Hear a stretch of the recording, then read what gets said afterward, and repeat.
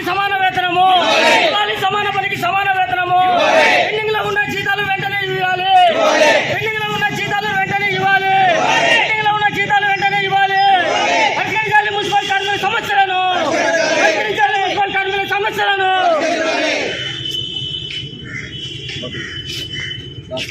మిత్రులారా, సోదరులారా, దాదాపు కరోనా కాలం నుంచి పనిచేస్తున్నటువంటి కోవిడ్ సిబ్బంది ఏదైతే 18 మంది పనిచేస్తున్నారో వాళ్లకు 5 నెలల నుంచి జీతాలు ఇవ్వటం లేదు. అదేందని అడిగితే మాకు ఆడిట్ దగ్గర ఇబ్బంది వస్తుంది కాబట్టి అసలు వీళ్ళు పనిలోకి రావాల్సినటువంటి అవసరం లేదు, వీళ్ళను మార్పిచ్చేయండి అని చెప్తున్నారు. అంటే అవసరానికి వాడుకొని వదిలేసేటువంటి దౌర్భాగ్యపు పరిస్థితుల్లో ఇవాళ మున్సిపల్ శాఖ ఉంది. అంతేకాకుండా ఈ తెలుగుదేశం ప్రభుత్వం ఎన్నికల్లో ఇచ్చినటువంటి వాగ్దానం ఏదైతే ఉందో పనిచేస్తున్నటువంటి కార్మికులందరినీ, మున్సిపల్ సిబ్బందిని అందరినీ కూడా ప్రైవేటు పరం కాకుండా మొత్తం అందరినీ కూడా పర్మనెంట్ చేస్తాము, పర్మనెంట్ ఉద్యోగాలు ఇస్తామని చెప్పినటువంటి హామీని తుంగలు తొక్కి ఉన్నటువంటి సిబ్బందిని కూడా తొలగించేటువంటి పరిస్థితి జరుగుతుంది. అలాగే మామూలుగా ఉండేటువంటి సిబ్బంది ఏదైతే ఉన్నారో వీళ్ళందరికీ 2 నెలలుగా జీతాలు రావడం లేదు. ఇవాళ డిసెంబర్ 25న క్రిస్మస్ పండుగ జరగబోతూ ఉంది.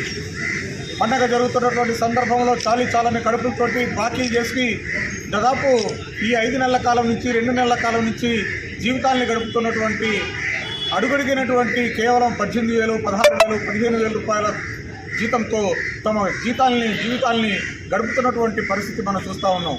మరి ఇంతటి దౌర్భాగ్యపు పరిస్థితుల్లో కార్మికులు తమ సమాన పనికి సమాన వేతనం ఇవ్వాలని చెప్పి అనేక మార్లు డిమాండ్ చేసి అనేక సమ్మెలు చేసినప్పుడు కూడా ఈ రాష్ట్ర ప్రభుత్వం స్పందించకపోవడంతో పాటు ఆప్కాస్లో వీళ్ళందరినీ చేర్చడం ద్వారా వీళ్లకు సరైనటువంటి వసతులు సదుపాయాలు కల్పించాలని, మున్సిపల్ కార్మికుల యొక్క అవసరాలు తీర్చాల్సిన బాధ్యత ప్రభుత్వాలదని చెప్పి చెప్తా ఉన్నాం. అంతేకాకుండా ఇక్కడ కనిగిరి మున్సిపాలిటీకి సంబంధించినంత వరకు దాదాపు 20 వార్డులను తీసుకెళ్లి 25 వరకు పెంచేటువంటి ప్రక్రియ మొదలుపెట్టారు. మరి 25 వార్డులు పెంచినటువంటి పరిస్థితుల్లో తగినంత సిబ్బంది లేదు. అంతేకాకుండా పారిశుద్ధ్య సిబ్బంది లేకపోవటం వల్ల ఒకే సిబ్బందిని తెల్లవారుజామున 5 గంటల నుంచి మొదలుకొని మళ్ళీ రాత్రి 12 గంటల వరకు కూడా ఉపయోగించుకుంటున్నటువంటి పరిస్థితి కనబడతా ఉంది. ఈ చోద్యం ఎక్కడా లేదు, ఏ మున్సిపాలిటీలో కూడా లేదు. ఒక్క కనిగిరి మున్సిపాలిటీలోనే వెట్టి చాకిరి పని జీవితం జరుగుతూ ఉంది.